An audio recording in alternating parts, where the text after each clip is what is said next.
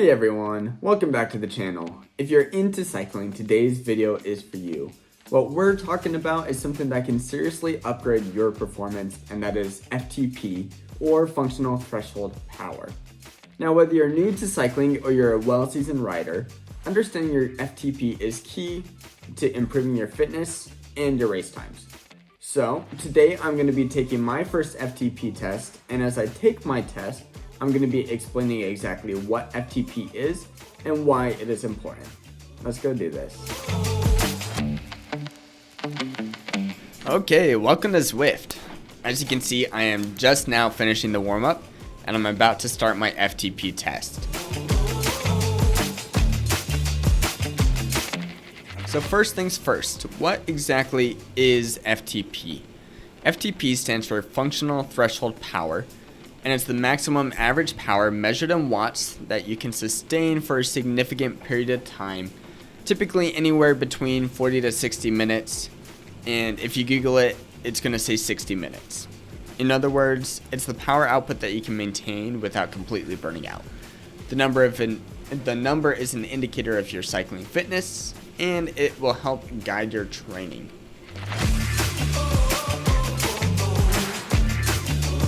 Your FTP score is important for two key reasons. First of all, it's a fitness indicator. The higher your FTP, the more power you can sustain over a period of time, which means you're getting fitter.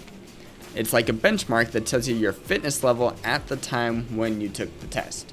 If your number increases over time, it's an indicator that you're getting more fit. Secondly, it's going to help guide your training. Your FTP can be used to establish training zones so you can diversify your effort in a way to maximize your fitness gains. Now, there are 5 typical power zones, each based on a percentage of your FTP. Zone 1 is the easiest, and I think it's called active recovery, while Zone 5 is essentially an all-out sprint, and that is your VO2 max zone. So Zwift in particular is going to take your FTP score after you establish what your FTP score is, and it's going to use that when you select a workout so that you can target specific training zones. So basically, establishing your FTP is going to help you train smarter in the way that you select your workouts and not harder, and as a result, you are going to improve your fitness significantly.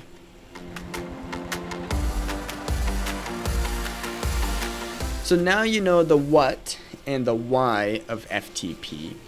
So now how do you actually measure your FTP? Well, all you really need is a device that can measure your power output, like a power meter. They've got pedals for those. Those are pretty expensive.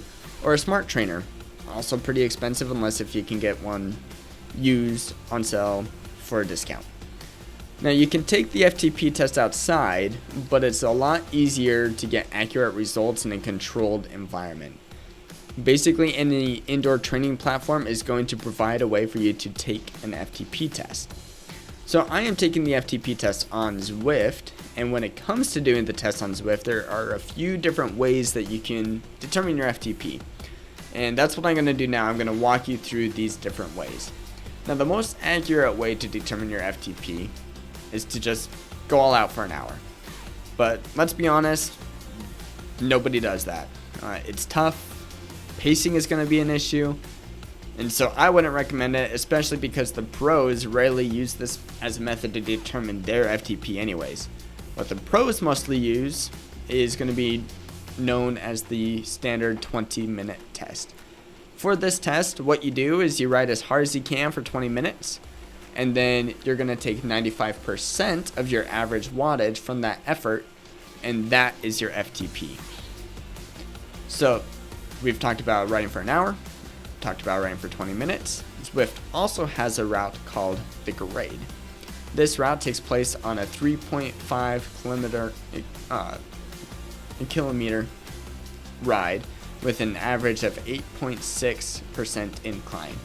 What you do is you ride up this incline as hard and consistently as you can, and at the top, Zwift is going to give you an estimate of your FTP. Now, what I am currently doing in this ride is the ramp test. Now, in the ramp test, you're going to start at a lower power, and you're going to gradually increase your effort every minute until you can't go any further.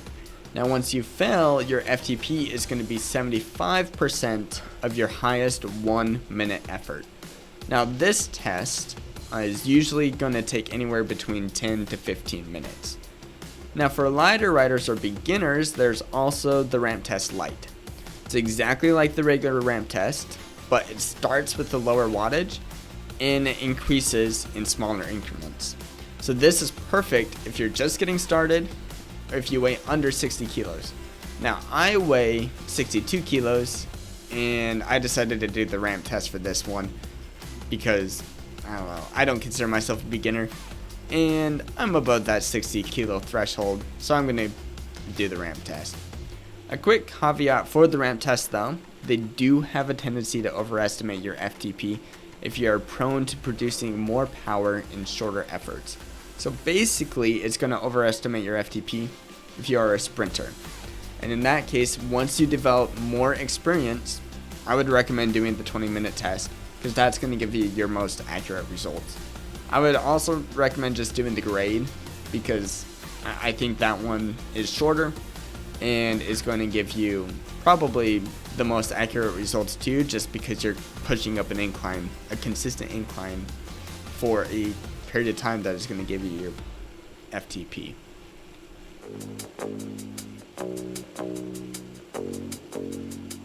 Okay, so once you've completed your FTP and you have your number, how do you make sense of this number? Well, there are a couple of different ways that you can read it. The first way that you can read it is by raw power.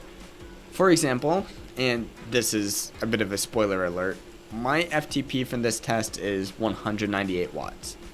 Now, there's no point comparing my raw power to the raw power of another cyclist. Generally speaking, heavier and taller cyclists are going to generate more power than lighter cyclists. I am a lighter and smaller cyclist. I am 62 kilos or 137 pounds, and I'm 5'6", which means I can't generate as much watts as a taller and heavier person. But you can take this number and you can use it as a baseline to compare against yourself in future tests. Most tests recommend taking it about once a month. If you really want, you can take the test about once a week, but don't do it any more frequently than that. Now, the second method of interpreting your FTP is by determining your weight to power ratio, which is basically how much power you can produce relative to your body weight. It's typically measured in watts per kilo, and the higher this number, the better, because it means you're putting out more power for each kilogram of body weight that you're carrying. This number is more important for climbing and accelerating, and it's less important on flats or sprints. Now, the fun thing about watts per kilo, though, is that you can compare it to other cyclists to an extent. So most pros can generate an FTP threshold of watts per kilo averaging over 6 watts per kilo.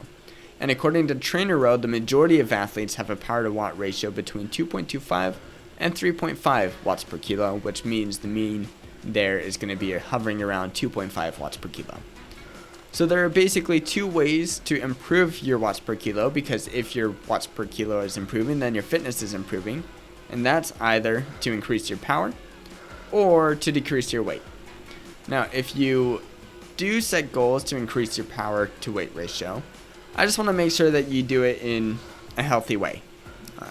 If you don't do it in a healthy way, your watt per kilo ratio could actually decrease.